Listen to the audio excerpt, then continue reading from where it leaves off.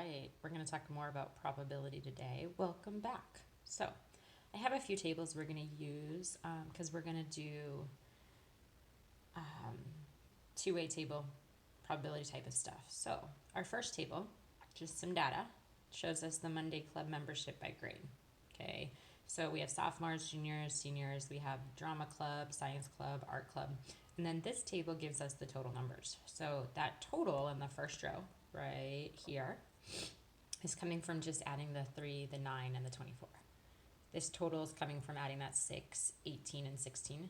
And then this one is coming from adding that 8, 13, 18. Okay. Now, if I go down this way, these totals are come from adding this way. So 3 plus 6 plus 8 gives me 17.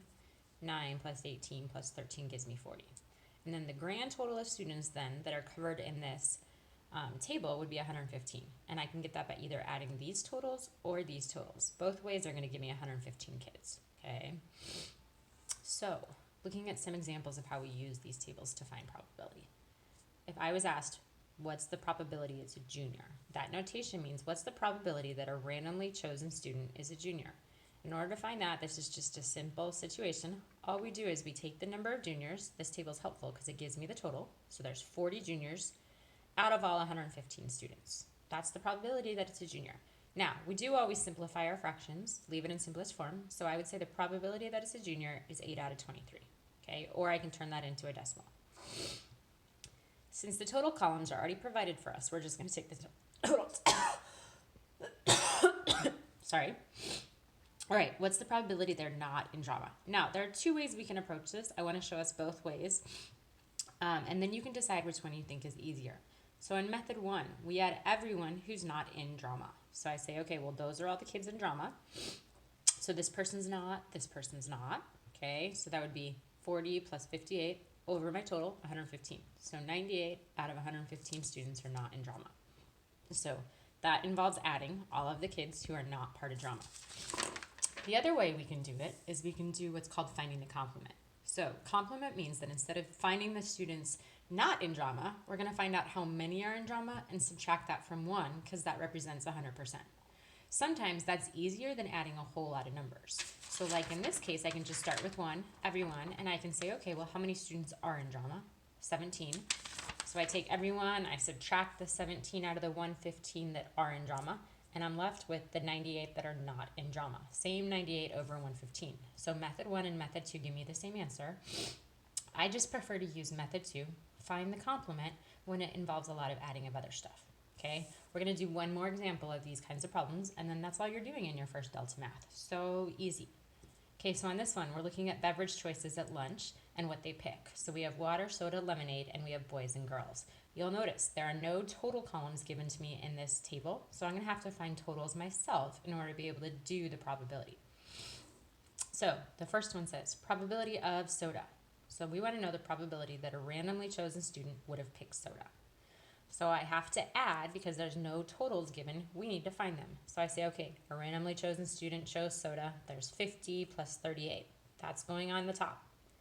Over, always the total number of students in this case, okay? So I add all my waters, my sodas, my lemonades, all the drinks up, and I get that the random probability that a randomly chosen student would have picked soda is 88 out of the 239 total students I came up with. Okay. Now, if I want to know the probability that they did not choose lemonade, I would use that whole complement thing because I don't want to have to add up everyone else. I just think it's easier to add these two numbers. So I say, okay, well, here's everyone. We represent them with 1, and we're going to subtract the kids who actually did choose lemonade because everyone else did not. And so I say, okay, the ones who did choose lemonade are these two, so 42 out of 32. And then I was just lazy, and I said, oh, I already added up all the students. There's 239. And so then I said, okay, so what I'm really doing is 1 minus the 74 who chose lemonade out of the 239 to find out how many did not choose lemonade. And I get 165 out of 239. That is the exact same thing you would get if you added up everything that was not lemonade. Okay? So that's simple probability, where it's out of our entire student body. Now we're going to talk about conditional probability. Conditional probability is the probability that an event B will occur given that another event A has already occurred. This a lot of times is notated the probability of B given A, okay? So we're going to use this as our example. We have votes for a year-end party, okay, between miniature golf, skating, laser tag, and then we have males and females voting. Now, you'll notice there's no total columns again, so you're just going to have to come up with your own totals.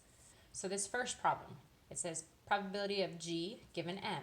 This means the probability that they chose golf given their male. Now, when it's conditional probability, whatever the given is becomes our denominator. So in this case, I say, okay, that they chose golf given their male. So I can start with saying, okay, well, there's 8 males who chose golf. Put that on top. Now, since the given is they were male, we're only adding the males for our total because this is only out of the males. So in my denominator, you're going to see 8 plus 3 plus 9 because those are the males. Then I go ahead and I simplify. I get 8 out of 20, and I say, ooh, that's not in simplest form, so I change it to 4 out of 5, or 0.8, okay? The next example says the probability that they are female given that they chose skating, okay? So our given is it's only out of the kids who are skating as their choice. So I look up here and I say, okay, well, here's the skating row. The females were 10, so that goes in the numerator.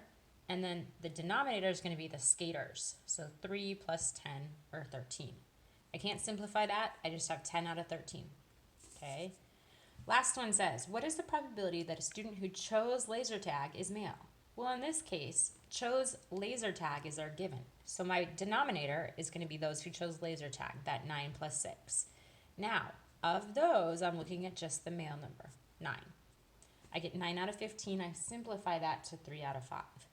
When you do conditional probability, you're going to find that you're either adding a row or a column, and then the top portion is going to be numbers in that row or column.